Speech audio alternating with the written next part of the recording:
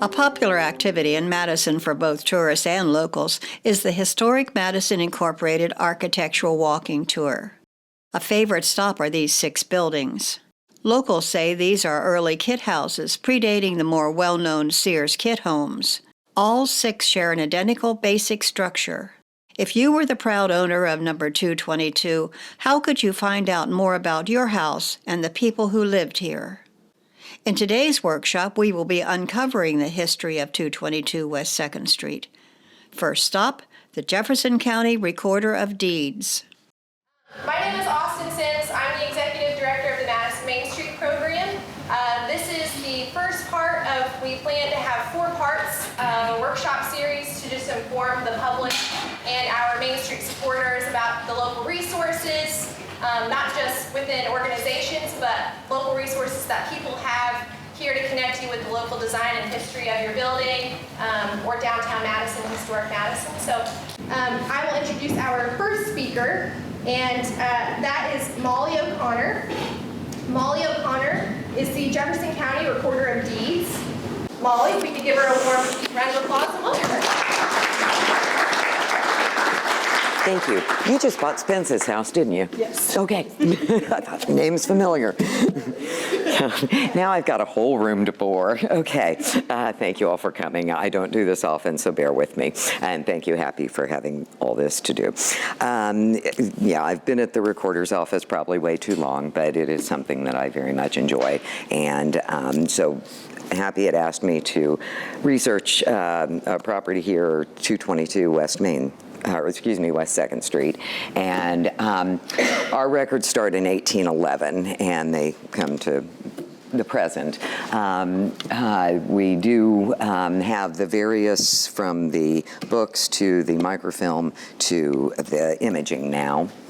And so when I start my process, I start with the current owner and then follow back. Deeds don't always have what we call the being an intended clause or the source clause. Even in the 1800s, they had them on there with God bless them that they did that, because it can be a challenge sometimes when you research these things. If you don't have that source clause, then you can go to the indexes, grantor and grantee indexes, which we will get to. The indexes will state, the grantor indexes, who the seller is, who the buyer is. We'll give a brief legal description, the date of the document and the recording date, and if there was an amount of money spent or paid, then that's also included along with the book and page number that then you would go to and see the actual deed. Nowadays, you do not have the amount of money paid on those. Those wind up on the sales disclosure forms, and we don't deal with those. That's an auditor assessor thing. So, okay, so the grantor is the seller, the grantee is the buyer. So this is my process, is using these sheets and using what the instrument number now is. It used to be book and page, and as I say, the grantor, the seller to the buyer, and going backwards that way. If there's any extra information that I find in the miscellaneous or will records that has to do with any of the owners of the property at any time, sometimes whether it has anything to do with the property itself or just an interesting thing about the person. The Think map is helpful because if it does have the history listed on there, it may or may not have the instrument number and or book and page, but I usually print that out. Then you can kind of go from that and work backwards that way until you get into the books. So this is the CSI, our software program. Our records are online from '93 up to the present right now, and the GIS map, which you all are familiar with. So this would be what I print out from the Think map. This did not have any information so for history, but the deed to Kevin Watkins did have the being an intended clause. So you can take that second paragraph there and go backwards, and always fingers crossed that you get that paragraph in a deed. So you can see who it was from, who it went to, the legal description. Rarely do you find any information in a deed that is going to describe the house or structure that's on the property. we ended up with the plat books. They're a great resource because it will show the subdivisions and/or lands and who owned them. They go up to about 2,000 before the GIS started. Quitclaim deed is, you can see Historic Madison deeded over to Historic Madison Foundation, and this would have been the deed prior to the deed to Watkins. This was back in 1994, and so again, you get lucky and get the being an intended clause on there. Sometimes it may only have the date of when the prior deed was done, but that makes it easier to then go to the grantee index and find the next one back. And that was Shelton to Historic Madison, so 2 prior to you. This is the grantee index, who the buyer was, who the seller was, because the Sheltons got it from the Rowletts. It'll give the brief legal description of First Edition West. And then over on the next page, then you've got what was 16 and 17, you're 4 now, I believe. The date of the document, the date of recording, a brief legal or a brief description, whether it's a warranty deed, and then your book and page. The indexes are very nice because the majority of them have this type of thing. The first initial and the last name, O'Connor. I would be found on page 227, Molly O'Connor. So, in 1968 is when lots 16 and 17 became, I believe it was 7 lots or so down there. And so you'll get that in the legal description of what is now Lot 4, and it was a replat of those 2. So you really need to follow your legal descriptions back. Not all of them get this complicated. So that's what they did, is these 2 replatted the 2 lots. The 2 original lots then became the multiples, 16 and now is 4 down there. So this shows the series of deeds as we go back and the years and buyer and seller. And here's what I had gotten to so far, or at the time. As you'll see on this part, you'll see double brick dwelling and frame cottages known as the Trow cottages. So sometimes you'll get a little bit more information in a document, but it's kind of a rare thing. And then if somebody's died, then I'll put it in there, because we have had people who they think they have a ghost in their house, and I find that fascinating. So I'm all for this, you know. So we did find a couple of wills, and this was the Trow, and this was the one that I found the extra information on, the saloon that George leased the building for. The wills, the majority of them are up in the clerk's office. We only have 5 books for wills, but Erica is up in the clerk's office, and she's very helpful and always glad to help everybody. Molly, can I ask a question? Sure. So are these things that you can get copies of if you were, not just get this information from Yes. there at the courthouse, but yeah, and I will tell you, it's not that we don't want people in to do research, it's just during the pandemic. So yes, you can get copies, whether you are the one that's coming in to do it when things kind of clear up, or if I do a research project and you may just want to see the list and go, yeah, I think I'd like this one and this one, not want all of them. But it's $1 a page with the recorder's office, because copies are our bread and butter. Right. And with the clerk, it may be 10 cents a page. That got us? Okay. Well, as this is your property, this is your information now. Hold it dear, but I did keep a copy. Great. Okay, you're very welcome. Sorry about not being able to hear me. Molly, another question. Yes. So how many requests do you typically get a year?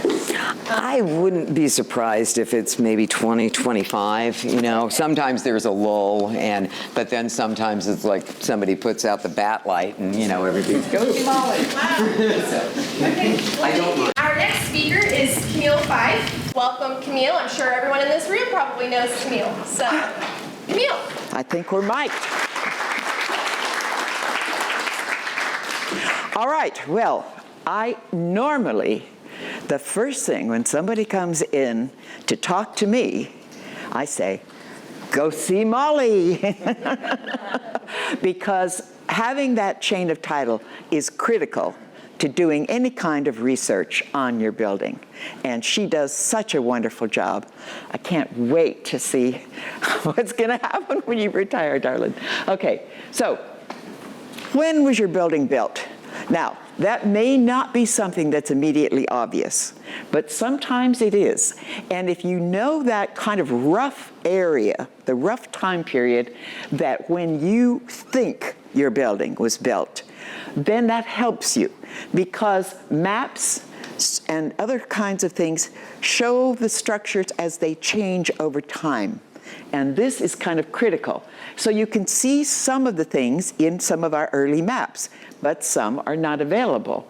The other reason that Molly's work is so important is because in the early structures, particularly in the early time periods, anything prior to 1909 actually, our directories list them by name. So if you don't have a name, then you don't have anything to kind of work with, all right? So, and tax records also help us tell us when a property was improved and who lived there, what are their stories, and that chain of custody gives you a lot of good information. Okay, what time period? It determines what resources are available and the limits of these resources. And I think I mentioned already, prior to 1907, you do have to have the names. There are several online types of things which can help you. Now, the Indiana Spatial Data Portal, I always have trouble with that. Indiana Spatial Data Portal. There you go, I got it. All right, that does have some of our Sanborn maps, but they only have them beginning in 1892. In our collection, we have them going back to 1886, which is the first of those maps. And you can look at this data portal and go forward. We normally use the Harton Mapper, and then we go to the 1886 through 1927 Sanborn maps. And those help you see how your building has changed over time. So it doesn't help you in terms of things later than about 1946 to 48.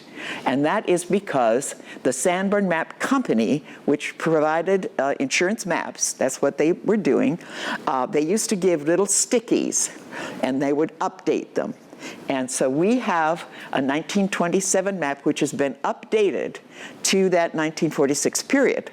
But after that, okay, then it starts getting more interesting and fun. Go ahead. This is the Harton Mapper map, and it's fascinating. I have it digitally thanks to the Jefferson County Historical Society, which has digitized this. And you see that lots 37, 36, 46, 47. And that will relate you to the original lots or the subdivided lots in the particular subdivision. And that's going to be a help to you. And look at the way that the maps show the buildings. All the buildings with just one line like that, those are frame. And the buildings with cross lines are brick. These are the Sanborn maps. These maps, there's a legend on them usually, and again, you can see, now this is kind of odd colors, but normally the yellow means a frame dwelling, and the pink, that means a brick building. Here's the 222 West 2nd, the example that we are using, and here's the 1887 Sanborn. Okay, not on there, is it? Right? 1892. Okay, right there, you start having a kind of a time period that you can think of, that you can figure. It gives you a rough idea. And then 1897, there they are. So this gives us a good way to start thinking about when was this property actually built. Sometimes it's a little tricky. Glorious Molly's chain of title. That is such a wonderful thing. And this one is, of course, calls out Mary and Joan Troe. But one of the things that I want you to know about this, and you talked about it, but it's really important to understand that these lots and the earlier you go back, you're going to have perhaps a large lot, or a lot that will show up on the 1854 map. And then it gets subdivided. Or it's a fraction of a lot. So be very, very, very careful. And a fraction can be the northeast fraction or the southwest fraction. It can be any part of the map that gives you what you're looking for. All right, names. Obviously, when you use a name, we have two avenues, and the Historical Society also has great resources in this regard, and I think you'll hear later from them, not tonight, but another time, from them. We all have family files, okay? Now, if somebody is either in a directory, we go back to 1859-60 to a directory up until 1907 or 9, and if they're in that directory or in our family files, or we get some clue, that's going to start helping you tell the stories. And it's the stories that are kind of fun about everything that we do. Names indicate resources. Family files, local newspaper obituaries, and we have indexes to those, city business and resource directories, local newspapers, tax records. Oh, we'll talk a little bit about tax records. An interesting side note. With the construction date known, we wondered, did the local newspapers take note? A newspaper search found nearly a week-by-week commentary on the construction progress of the 6 Trow houses. June 28, 1890. Mr. George Trow was returned from Chicago. While in the city, he contracted for the construction of 6 8-room dwelling houses for his lots at the corner of 2nd and Poplar Streets, one building to be completed throughout each week. September 4, 1890. The Trow cottages are going up on West 2nd Street, but the time required in adjusting the parts is about as long as would be required to build in the old style. September 11, 1890. We are informed that Mr. George Trow has grown weary of the delay of Jim White in the construction of his new houses, and he has telegraphed to Chicago for 6 carpenters who will probably reach here tomorrow to commence work. I have found, while you have to be extremely careful about using data from Ancestry, you have to cross-check it with some other official data, but still, it can give you a broad sense of something and that you can then later check. So here's the 222 chain of title, and look at what they have found. 1892, George was in poor health. He died. Okay, and then we see Mary deeds the property, William Trow the fireman. Okay, this is the kind of thing that you can find when you start getting into the names. First step that I recommend to people is to go to Molly, get that chain of title. That will give you so much more detail, much more interesting stuff to kind of research. And yes, each name leads down a rabbit hole of information, but you also have to, for a property that's been around a long time, and a lot of our properties in this town have been, you have to use your judgment a little bit. And again, one of the things that I tend to do, how many years did a person live in that particular property? Because what I am trying to do, and what I hope that you guys will start doing, is I'm trying to develop a chronology, okay? And a chronology helps you determine a lot of different things. Our JCPL resources, they're always open. The historian, we're here. The public is encouraged to do their own property research. Something that we have and also is at the History Center is tax records. Those tax records are very, very helpful, and they help you tell that story again and get that deep pinned down. And that is something that's quite hard. Thank you. Our last speaker is Brooke Peach. If you've not had the privilege to meet her yet, you'll get to listen to her in just a moment. Brooke is our City of Madison Historic Preservation. Come coming to Madison. She worked for 12 years in preservation, specializing in masonry, and she owned a restoration business which did cemetery and stone structure restoration work, which took her all over the country. Brooke has been a great resource for me with Main Street, so thank you for that. Welcome, Brooke Peach. Yay. Thank you. Hi, good evening, everyone. As Austin said, I serve you all as the city's historic preservationist. So what my job essentially is to help you in managing the change of your home or your property. Preservation is not about freezing something, like keeping it in museum status, but it's about managing the change over time that's inevitable. Our lifestyles have changed. The way society functions has changed. And certainly the way you use your home has changed since 1850 to 2021. So what I do is anytime you're doing an exterior facade change on your property, you'll contact my office. And so we start out by finding out, what are you wanting to do? And in this application with Dr. Watkins, he came to me and said, okay, I bought this property, I'm really excited, here's some things I want to do. So we start out with what's called a COA, Certificate of Appropriateness application. And we want to get basic information at this point. So we look at who is the owner and the applicant of the property. We look at when the property was built, which this one we know circa 1890. And then we also look at what type of property it was, or the architectural design, I should say. So in this case, his home was a gable front property. We also look at zoning, because that can be an important thing.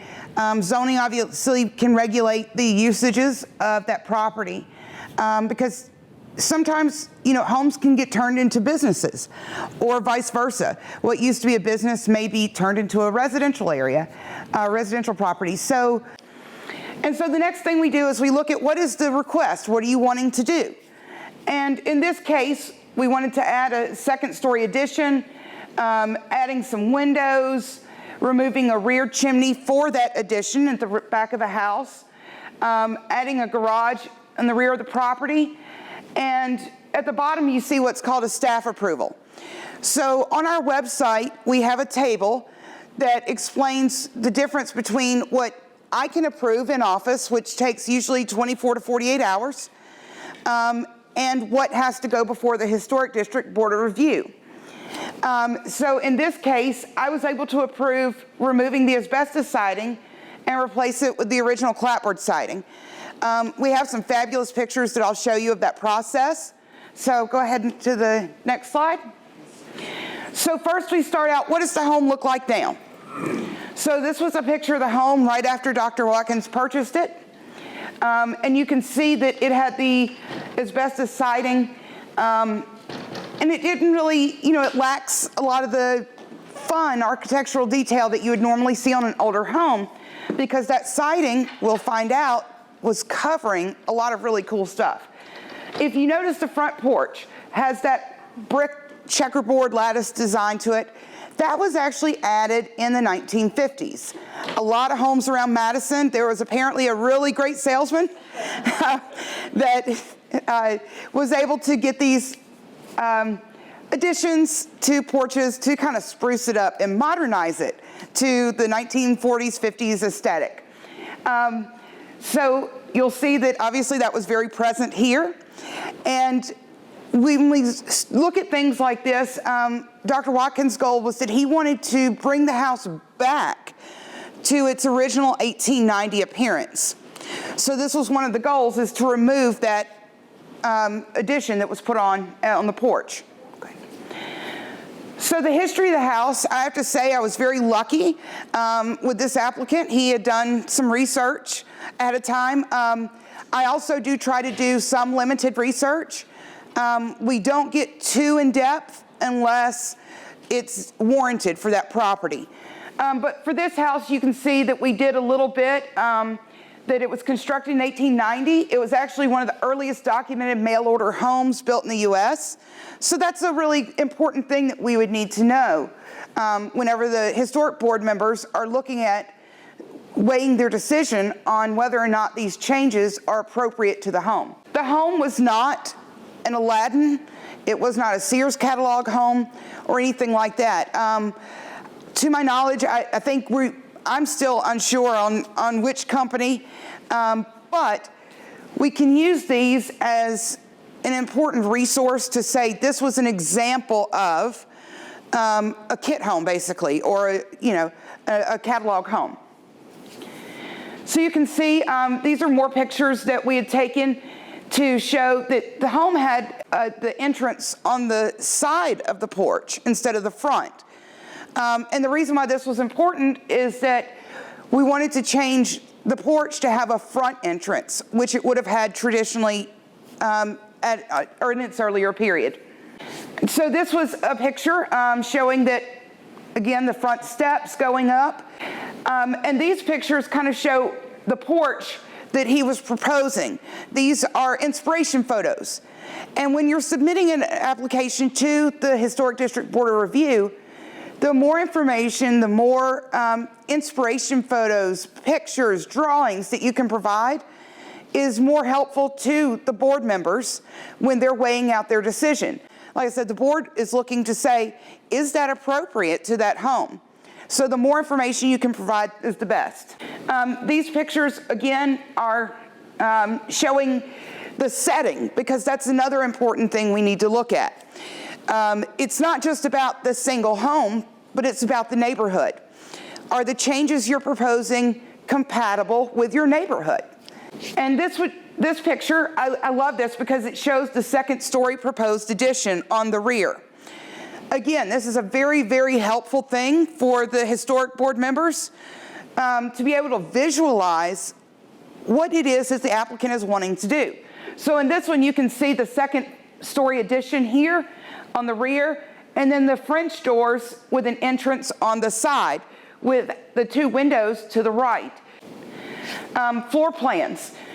Also, again, the Historic District Board of Review does not have any purview on the inside of your house. However, providing those floor plans can be very helpful. Dr. Watkins was wanting to add some windows in the living room, and we'll get to another picture that shows why he was wanting to add those windows.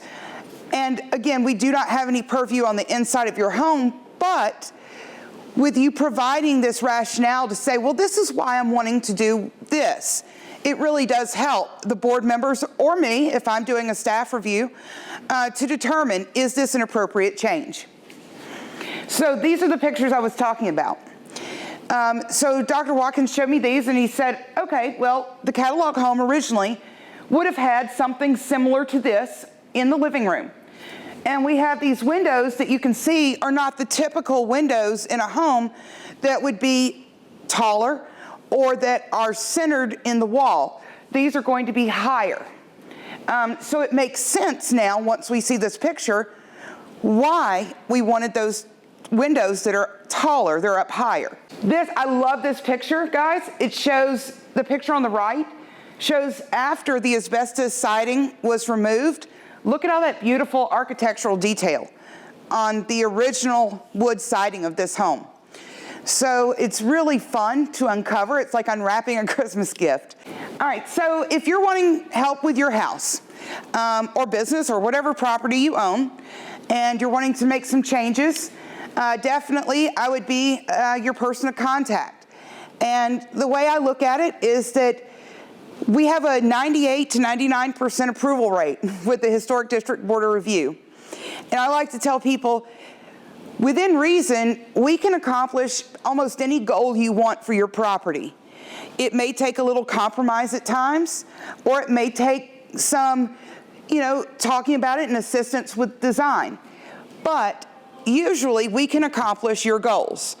And that is my primary goal for you, is to work with you to get what you want for your property. So I'm always open, available. I offer other things like condition assessment reports.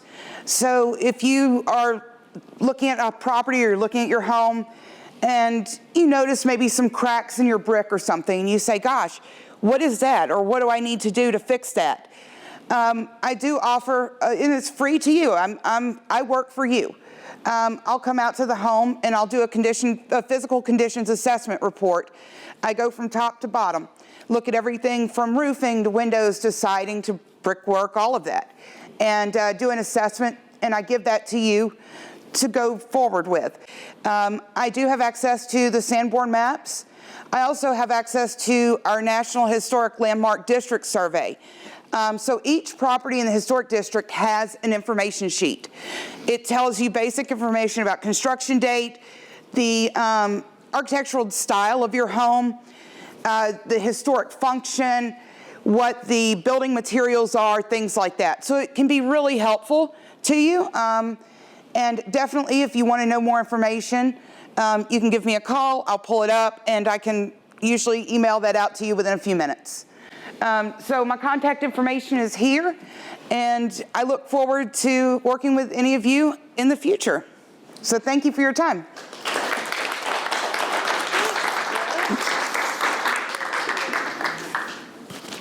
Thank you again, Brooke.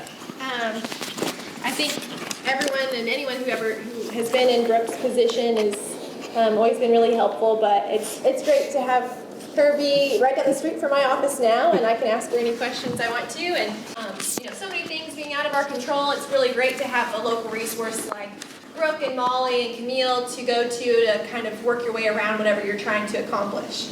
We want to do 4 of these different ideas about the materials in your building, in your house, why they may have been used, where they would have been sourced, things like that. So if you have other ideas or suggestions, feel free to add them with your name and contact information, and we'll go from there. But round of applause again, and thank you for to have you.